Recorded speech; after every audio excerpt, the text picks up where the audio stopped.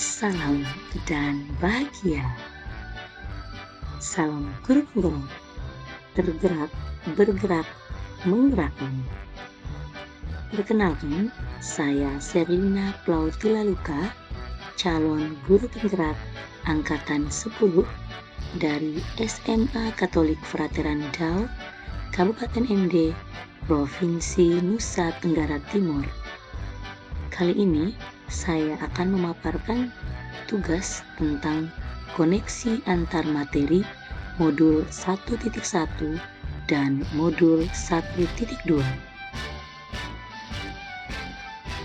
Dalam menuliskan tugas ini, saya menggunakan model refleksi 4F atau 4P, yakni fact atau peristiwa, feelings atau perasaan, findings atau pembelajaran, dan feature atau penerapan.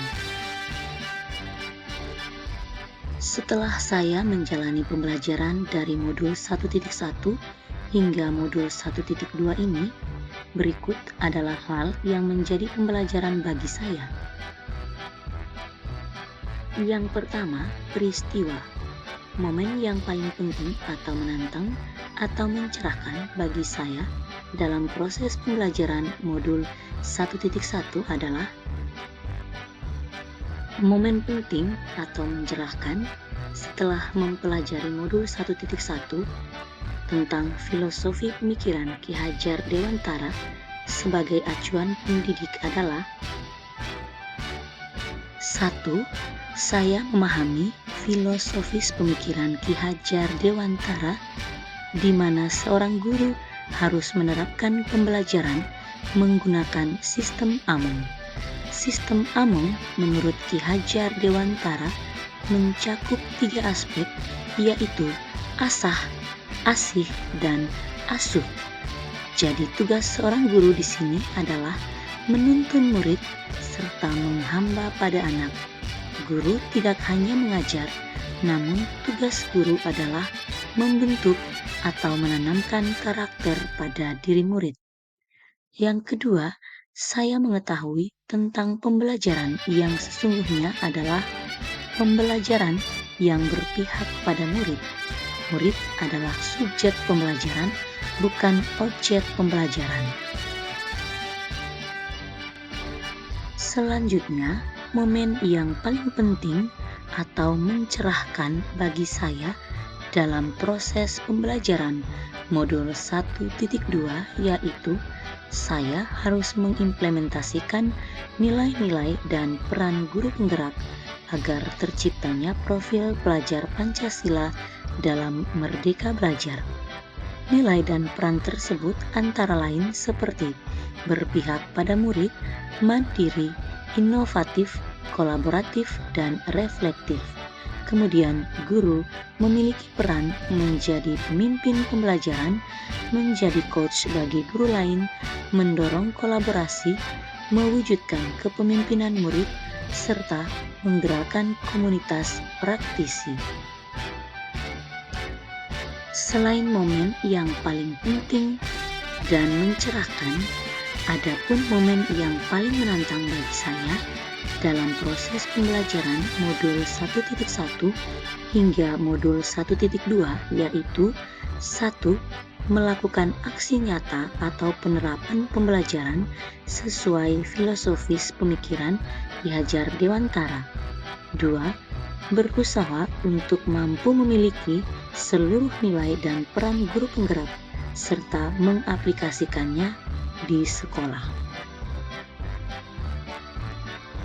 Kaitan antara modul 1.1 dan modul 1.2 yang saya pahami adalah mengetahui serta menganalisis masing-masing nilai dan peran guru penggerak yang berkaitan dengan filosofi Ki Hajar Dewantara, seperti berpihak pada murid, mandiri, inovatif, kolaboratif, dan reflektif.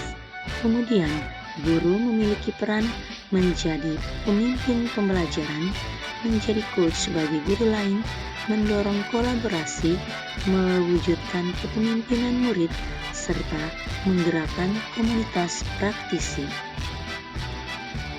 Saat momen itu terjadi, saya merasa sangat senang sekali karena mendapatkan pencerahan melalui materi-materi yang terdapat pada modul 1.1 dan 1.2, di mana setelah mempelajari modul-modul tersebut, baik secara mandiri maupun melalui ruang kolaborasi dan elaborasi, saya harus terus belajar dan mengupgrade diri saya sebagai seorang pendidik.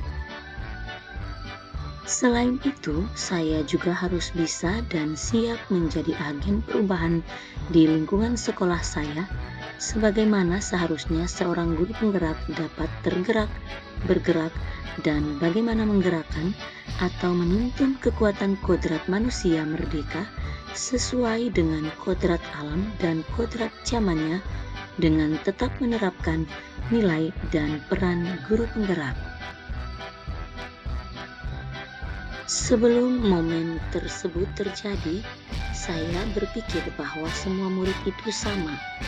Dalam proses pembelajaran di kelas, saya tidak memperhatikan kebutuhan murid karena saya tidak terlebih dahulu melakukan asesmen diagnostik awal. Saya menjadikan murid sebagai objek dalam pembelajaran, bukan subjek dalam pembelajaran, sehingga saya benar-benar hanya sekedar mentransfer ilmu tanpa memperhatikan penanaman nilai-nilai karakter bagi murid. Sekarang saya berpikir bahwa seharusnya sebagai pendidik saya harus memperhatikan kodrat murid dalam pembelajaran, lebih memaksimalkan melakukan pembelajaran yang berpusat pada murid, yaitu menghamba pada anak, menjadi penuntun yang baik, serta meneladani trilogi pendidikan Ki Hajar Dewantara. Selain itu, saya juga berpikir jika seorang guru benar-benar mendalami 5 nilai dan perannya sebagai seorang guru penggerak secara sadar, maka guru akan senantiasa terampil dan kompeten dalam mendidik anak didiknya di sekolah. Apa pengembangan diri yang sederhana, konkret, dan rutin yang dapat saya lakukan sendiri dari sekarang untuk membantu menguatkan nilai-nilai dan peran saya sebagai guru penggerak?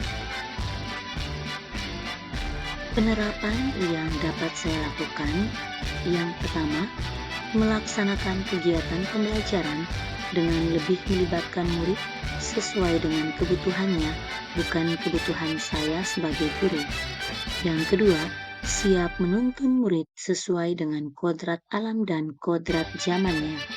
Yang ketiga, terus melakukan pengembangan diri secara berkelanjutan dan konsisten dalam menerapkan nilai dan peran guru penggerak. Berikut nilai dan peran guru penggerak yang harus saya lakukan, yakni yang pertama, saya selalu melaksanakan pembelajaran yang berpihak pada murid. Yang kedua, mandiri, selalu termotivasi untuk membuat perubahan mulai dari dalam diri sendiri.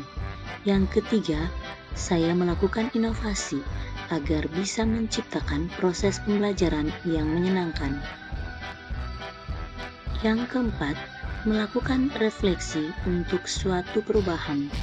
Dan yang kelima, melakukan kolaborasi baik itu dengan murid, guru, maupun dengan pihak orang tua untuk perubahan pendidikan yang lebih baik ke depannya. Sekian saja pemaparan tentang koneksi antar materi modul 1.1 dan modul 1.2. Terima kasih dan salam bahagia. Salam guru penggerak, tergerak, bergerak, dan menggerakkan. Salam Merdeka Belajar.